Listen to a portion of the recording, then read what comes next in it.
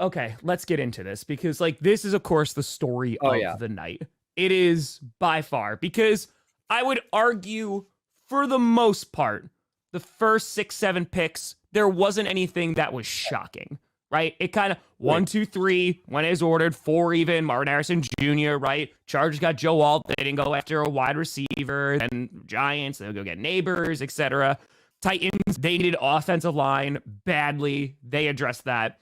And then you have the Falcons, who everybody, or I would say the assumption is, oh, they're going to go get like a Dallas Turner. Maybe they go get like, they build up that defense a little bit more. Maybe they go get a crazy weapon. Maybe they do that.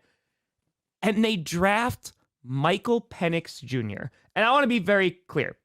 This isn't a knock on Michael Penix. We have to keep saying that to Penix. Like, yeah, it's not you. It's a combination of what the actual hell from the Falcons. And I think the Falcons even had a hard time justifying it at times. They're like, oh, well, the Packers did it, so maybe it works out. And I get it from that perspective, but there is so much additional context in here. You talk about Kirk Cousins, the money that he got, and even if it's like a 2-year deal, and then you're going to start Penix.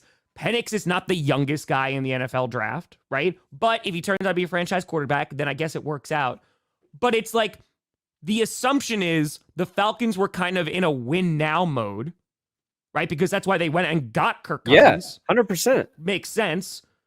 So why wouldn't you want to put more pieces around him? Now, again, as a Packers fan who has been there a few times now when they've drafted a quarterback when they haven't needed one, in a few years, if Michael Penix winds up working out and the Falcons still win the division this year or something like that, no one's really going to be talking about this. Sure. But I think it's a combination of Kirk Cousins, the contract, all the context around it, where he was drafted. There was talks about him not going until day 2. And even if the Falcons missed out on Penix, it seemed like that would have been okay. Yeah. That you have Kirk Cousins. This is completely irrelevant. It's a fucking dumb pick for the Falcons for the next 2 years. You're trying to you're picking at 8. That's the difference between Jordan Love, where he went. Yeah, in the 20s. In the 20s. Penix, Bo Nix, they're both these quarterbacks who are kind of like these fringe first round guys. Yeah. Their value probably inflated by the QB needy draft that we just witnessed. And right here too, like Matt Miller's pro comp, Tua. I was reading last night, Bo Nix's pro comp, Tua. So I think a Tua comp basically means like, we think there's something there, but we're not going to say he's great. He might be able to get the job done. I will say, the Falcons taking a left-handed QB named Michael, that fit works really well. But like, it's true. If they got Kirk Cousins on like a really cheap deal, this would also be more acceptable. But they paid a lot of money to go get Kirk Cousins. To me, this is a move where you take Spencer Rattler in the 2nd or 3rd round if you're really trying to, have maybe a little bit of security there, or you wait until next season. And you're not doing it for a guy in Penix who, in my opinion, is somebody you need to be starting like day 1 because of his age and experience in college. So it's wild. Think there's additional context here of like, okay, so it even says it right there. Is there concern about Kirk Cousins' recovery when it comes to... we got to that point. Like maybe there's like, okay, his injury is a big one, but if you're scared he's going to get hurt again, why the fuck did you pay him? Why did you give him that money? Thank you. That's what I'm saying. That is what I'm saying. It's a terrible look for the new regime. I saw people before the draft like saying, thank God we don't have Arthur Smith in this draft. I was like, well, their drafts they've gotten pretty good players. So that's another thing I think Brett Coleman mentioned that on his stream yesterday, talking about maybe the tampering like punishment is going to be significant. I don't know if they're going to lose next year's first. Yeah. That'd be a lot. That'd be a lot.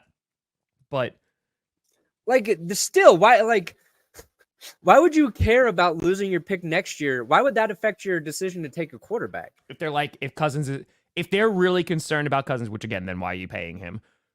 If they're really concerned, they're just like, hey, we might need a quarterback next year, which then that's even worse. So it doesn't make sense. I do not understand it. There's no good way to justify it. Let's look at the guys that went after. Even, like, I don't think they need to add a receiver, but you give Kirk Cousins Rome. That seems smart.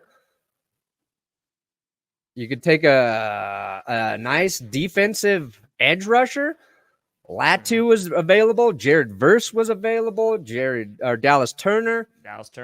I mean, they could have traded back and still got one of these guys. Like, they could have added that extra draft capital and worried less about, getting docked later. Just seems like it seems like there was a lot of optimism for Atlanta, and then this move just took it away. Now, they could get a lot of guys later in this draft or whatever, but yeah.